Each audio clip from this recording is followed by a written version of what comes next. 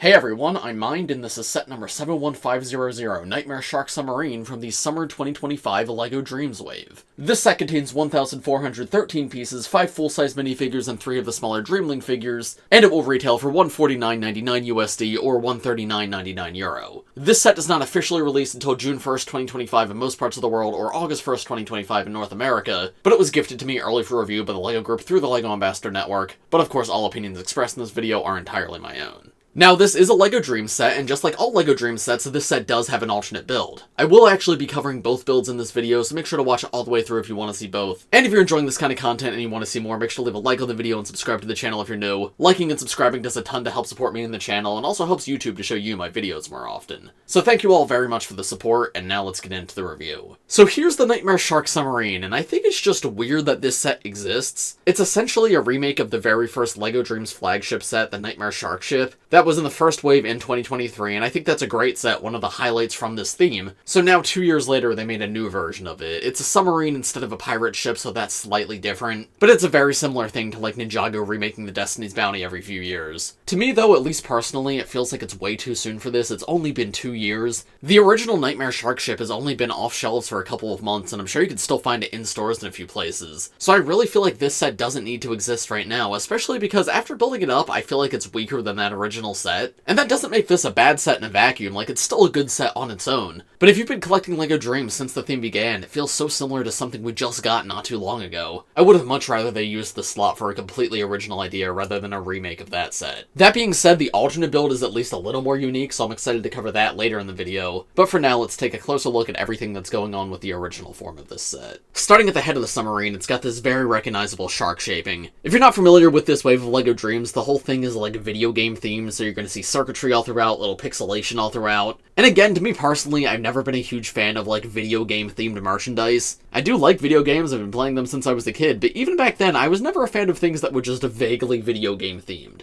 I liked specific games, but I didn't like the abstract concept of video games. And that is just kind of what this Dreams Wave feels like to me. It's like, oh, throw some pixels on, throw some circuits on, now it's a video game thing. And that whole idea feels so much less inspired than what the original Nightmare Shark ship was. The shark face is pretty solid here, but again, I think it's a downgrade. The original shark ship had spring green teeth, which I think really popped. And the head of the shark was white while the rest of the ship was black, so the head really stood out as well. Instead, this time around, pretty much everything's black, exactly the same color. There's a little bit of white down here, and that green's missing as well. So the overall color scheme's a lot less interesting, despite everything else being very similar, because all the different Dreams villains still use the same basic color scheme. Like, this wave does introduce the neon yellow in here, but it's barely used. But the black, white, magenta, transparent pink, and even the coral has been used on previous LEGO Dreams villains, so there's nothing about this that really feels new for this wave. The eyes are printed tiles, and you get a couple of them in this set. They just have this pixelated design. And then we have some machinery down here for the base of the jaw, and that is a sticker. The mouth is pretty big, so you can fit a minifigure inside if you want and close it back up, so that way you can trap them inside the Nightmare Shark Submarine.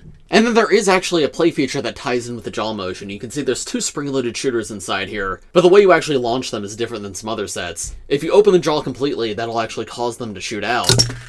So you can have this thing fire at enemies by opening its mouth, and I think that functionality is one of the best parts of this set. On the top of the shark's head, there's a deck with room to pose minifigures. It is fairly spacious, which is nice to see, so you can have like 2 characters face off against each other. And then back here we have this container with a stickered heart on it, and if you open it up, there's a bunch of little heart tiles inside. I assume, again, because this is video game season, these are like video game lives. They're being stored in this container for some reason, but it tucks away fairly nicely into the ship, just on top of that jumper piece. I really like the technique they used to create these gills in the side of the ship. They pop out a little bit and give it some very nice texture. There's some small fins coming off the sides too, and these could be moved up and down. And they use like lightsaber blade pieces in pink to be like laser blasts, which that looks pretty cool. It's always fun to get those parts. On the side of the ship, it uses these transparent pink windshield pieces to see inside the interior, and we'll take a look how to get there in just a moment. But I do like how those look from the outside and the fact that you can see the minifigures through them. And then you can also see there's some stickers right here that say 5H4RK, which of course spells out shark, but it uses numbers in it because it's the video game season, so we gotta be a little different with it.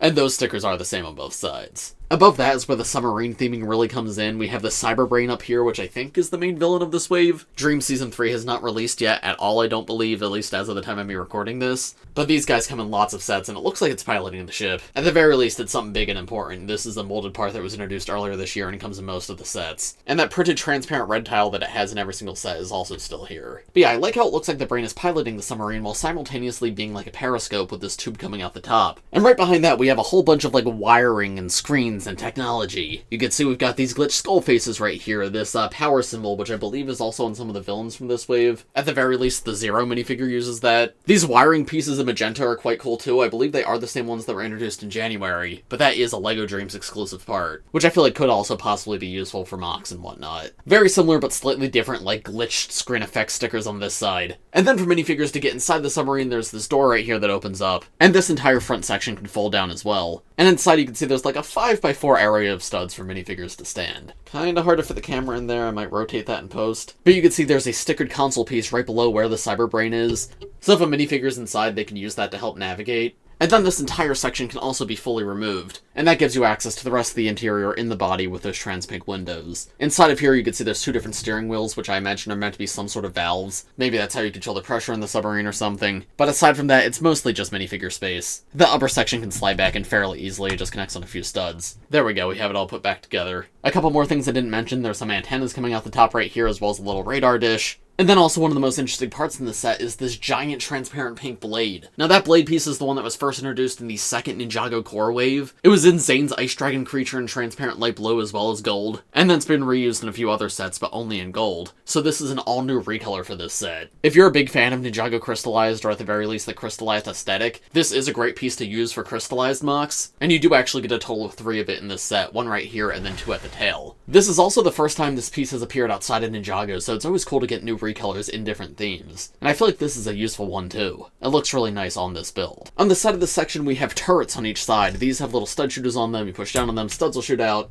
And they have jumper pieces on them to serve as little seats for the Dreamling minifigures. Something kinda neat about them is they can be a part of the ship, or you can detach them and use them as their own little flyer. On their own, they're not too crazy of a build, it's only a couple of parts, but it's neat that that option's there and you can fly them around. And the one on the other side works the exact same way. Finally, coming to the very back of the Nightmare Shark submarine, we have more of these cool, awesome glitch effects, cause yeah, video games. I'm sorry, if you can't tell, I'm not a fan of the video game stuff in general. I felt that way about Ninjago Prime Empire. I think that one did a little bit better with it. Dreams, though, is just abstract video game glitch cool. What I do actually like, though, is these giant cannons that attach on the side. Here we see an all-new part for this wave, this, like, pixelated effect piece coming out the back. Again, this is leaning very hard into that video game theming, but I do have to admit it looks pretty good. I like the curve on it a lot, it feels very dynamic and fun. Anyway, this entire structure is hooked up to a 6-stud stud shooter at the front, which if you haven't seen these before, you can turn them and all 6 studs will shoot out. But there's a little more to this than just shooting out the studs. You can see there's this knob on the side which you can turn, and turning that will not only cause the studs to shoot out, but it will also rotate that pixel exhaust at the back. So let me show you that in action. I'm going to try to block the studs so they don't fly all over the place. Yeah, you can see it rotates around. Which, that's really cool. It makes this exhaust feel a little more alive. Like this is actually what's coming out of the vehicle as a result of shooting those cannons. And the one on the other side is built exactly the same and works in the exact same way. These cannon sections are actually detachable. And that's because they're a part of this, like, modular vehicle system that LEGO Dreams introduced earlier this year. Go back and check out my review of, like, the Z-Blob car if you want to hear more about it. But basically, most of the LEGO Dream sets this year have some sort of part that connects in this way with these 2 clips onto 2 bars. And they were intentionally designed that if you have multiple sets, you can mix and match the parts. So if you want to take the cannons off of this set and attach them to the Z-Blob car, you could, and that would work perfectly fine. That's not the only part of the set that does that either, these little fins at the front do it as well. You can see they attach with these clips on those bars. So if you want to just swap them around in the context of the set, you can also do that. You can put the big cannons at the front and the smaller fins at the back, and honestly, I think I might like that orientation a little bit better, but it's very easy to swap back and forth, and it's entirely up to your preference. Finally, we come to the end of the tail, which uses 2 more of those big crystal blade pieces that I pointed out before, and it ends off this coral streak as well, which I didn't really mention that throughout the rest of the build, but yeah, coral's one of the colors here, and I don't really know why. That was the Neverwitch's, like, main color in last year's wave of LEGO Dreams, and the villains of this wave do not use that color at all, so I don't know why it's present on this build. I don't like how all the vehicles are staying so samey in terms of color scheme, despite the fact that the designs of the villains are changing. Because look at this guy, this is Dream Smasher, and we're going to take a closer look at him in just a moment, but he is the main villain of this set, and his colors are gold, light blue, white, and black. I think this entire build would feel a lot more unique if those were the colors they used. But no, coral's in here, pink's in here again, and those are great colors, but it makes this just feel like the original Nightmare Shark ship again, just worse. So yeah, I don't know, I feel like I might be being overly critical here, but while this set does some cool things, it's mostly just a rehash of something we've gotten before, and it doesn't improve upon it either. It feels like a worse version. The original Nightmare Shark ship I felt like demanded such a presence on a shelf, it's one that I will display pretty much forever. This one, I don't know, it's neat, it's got some cool things about it, I really like how the entire interior opens up. The big transparent pieces are actually quite cool, but it's just nowhere near what that last one was. But anyway, I think that's most of what I have to say for the original main build of this set, at least for now. I'll talk about it a bit more at the end of this video. For the time being, though, I think we should take a look at the instructions. Just like all the other LEGO Dream sets, we have an illustrated version of this set on the front of the instructions, and once you get to a certain point in the instructions, you're given a choice as to what build you want to put together. The first one's just the generic Nightmare Shark Submarine, which is what we just looked at, and then the second one is the Hammerhead Nightmare Shark Submarine. There's a full look at the illustration for the default version, as well as a full look at the illustration for the alternate build. Now this would typically be the part of the video where I stop recording and then I take this apart and rebuild like all the parts that I need to rebuild to put the alt build together, but for the first time ever I don't have to do that because I have the alternate build right here. Here is both builds of the Nightmare Shark Submarine right next to each other. We have the original on the left and the Hammerhead version on the right. I want to give a huge thank you to Duckbricks, who's another YouTuber that I'm sure a lot of you guys know, because thanks to him is how I'm able to do this, how I'm able to have two of these in front of you right now. We were both sent these new LEGO Dream sets early from LEGO, so we decided to work together. One of us built the alternate builds, the other one built the main builds, and then I let him borrow my copies of the set to film his footage, and then he let me take his home to film my footage, so now I can have both versions of the build side by side to better compare them. So since we have these two side by side, let's go through everything that's different between them. The biggest and most obvious change is of course the head of the shark ships. The original has like a more traditional great white shark design, while the alternate build is a hammerhead shark instead. I personally like this significantly more because it feels like something actually fresh and new instead of just being a retread of the Nightmare Shark ship, because the Nightmare Shark ship did not have a hammerhead alternate build. This is entirely new to LEGO Dreams, and I don't think we've ever gotten like a giant hammerhead shark build in LEGO at all. These giant curved pieces at the front create a really incredible shape for the head too,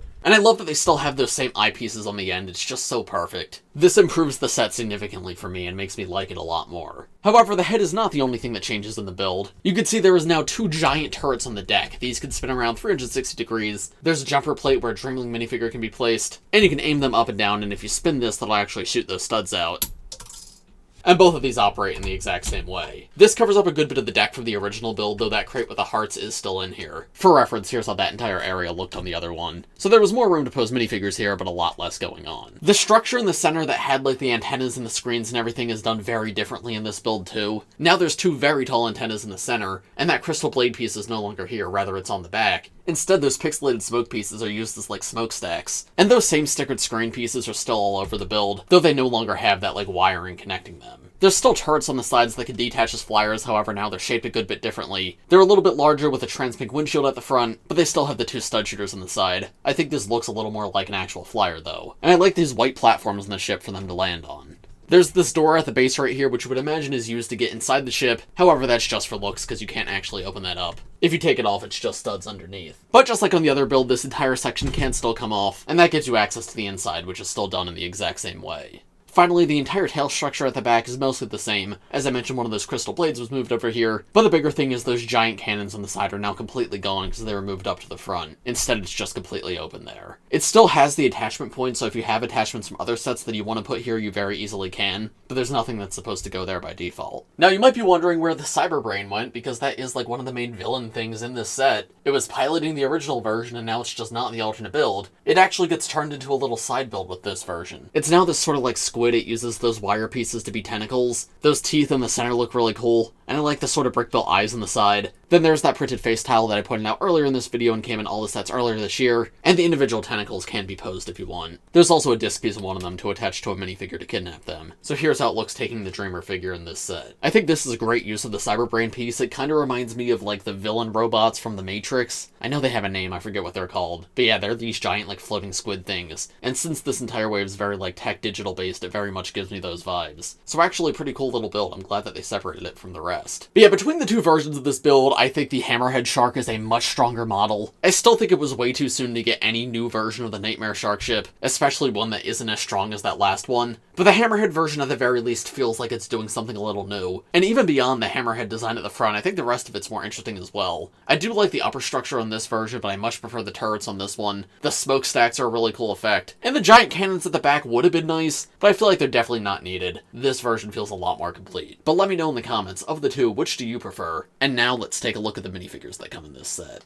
Coming to the minifigures, here are the first two in this set. We have Mateo and we have Logan. Mateo is the same version from earlier this year. I think the cape piece might be a new color. Let me double check that. Oh no, actually, the cape is just new full stop. He didn't have a cape in the January wave. But he has had a green cape in the past. Now it's red. It's cool to see them mix things up. The rest of the minifigure, though, I have covered before, so I won't go super in-depth about him. He comes with this pretty cool, like, Z-Blob cannon blaster sort of thing as an accessory. It's brick built using one of the LEGO Dreams hourglass pieces, which I like to see them using that for different types of weapons and not just, like, sword hilts. Then it's got a green cannon in the back and shooting the goo out the front. It fits Mateo. It's a very Z-Blob weapon. And this set also comes with the newer Z-Blob piece that was introduced earlier this year, which is significantly better than the one from the first few waves. Definitely a huge improvement there. But yeah, the rest of the Mateo minifigure looks good. His legs are actually an incredible piece. They're dual molded in silver and red, and then they also have side leg printing. I love this sort of metallic effect on the jeans, and the shoe printing always looks so cool. They always go all out on the Mateo minifigures, and I'm not entirely sure why, but I guess I'm not complaining because he does look good. Then he just has a blue jacket and a black sweater underneath. I don't think it's Mateo's most interesting design, but I also think it fits him fine. He's got a little Z-Blob pin on him, some metallic silver like buckles, and around the back he's got a patch with that Z-Blob splat. Hairpiece is just the one from the first wave, notably he no longer has that red streak in his hair, but then he does have like the more modern Z-Blob goo face. Previously the Z-Blob pattern sort of matched Mateo's vitiligo pattern, but that is no longer the case. Now instead it is just like Z-Blob goo dripping down the face, sort of in the same pattern, but it's a lot bigger now.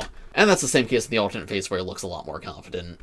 Highlight of this minifigure is definitely the pants, but the entire thing looks good. It's nice to get a Mateo. And then Logan, this is our first ever yellow Logan minifigure, which I cannot believe it's taken this long. He has been blue in every single other set, which is his Dreamworld form, but I guess in Season 3 he's getting a new Dreamworld form, where now he has like wolf ears or something. But it's a step, it's not blue Logan anymore. It's a lot closer to just like regular Logan design. He has a hockey stick as an accessory, which he has had in other sets in the past. And there's a full look of the minifigure design. Really like the torso actually. I think the yellow pops very nicely against the blue. We also don't see yellow for detailing too often on unlicensed minifigures, because that is the same color as the minifigure's skin. But they make it work here. It definitely looks like a print on a piece of clothing. The hat I'm not entirely sure how I feel about. I don't mind like the wolf ears. It's more the neon yellow that feels a little off to me. That color's just so loud. And because it's dual molded, the blue underneath kind of bleeds through a little bit, so it's not the prettiest looking. Certainly unique though, I'll give it that. And then if we take the hat slash hairpiece off, there's a full look of the new Logan face print. He's got a headband at the top, one side he's smiling, the other side he's angry. And then there's a Dream Chasers logo on the back of his hoodie. I think this guy looks good. I like getting some form of human Logan. And I feel like there's the right amount of detail here. It flows very well. He's probably one of my favorite Dreams minifigures this wave. Here are the next two minifigures. We have just a generic Dreamer, and then we have the Dream Smasher, who's one of our villains of this wave. He only comes in this set, so I'm gonna assume he's like the main villain, but Dream Smasher is a very funny name. Anyway, starting with the Dreamer, he's just one of the generic characters you're meant to go rescue. He did also come in sets earlier this year. He's got like that digital screen face, and then this pajama design with the cat. This hairpiece is always nice to get, it's a very good one, but there's no alternate face here. I'm glad they switched these guys up at the very least, because I was tired of getting Nova over and over again in so many sets. And the other one, what was it, Jaden? Those two both came in way too many sets. It's nice to have someone new. But then Dream Smasher, a very interesting design. He also has that neon yellow, because that's on everything this wave, but it's on his cape actually. Never expected to see that color on cloth, but I feel like it works kind of well, probably better than the plastic pieces. He does have a somewhat like generic robot design. He's got that power button upside down in the center of his chest, some gold armor, some white armor, some blue armor. The dual molded legs are very nice to see in black and white. And he uses like the Ant-Man helmet with the skull design on it. And if you take that off, it's just a plain black head underneath, nothing more to see. There's a look at the back torso print too, which also has that power symbol. I think it's a neat villain design, even if it is somewhat generic.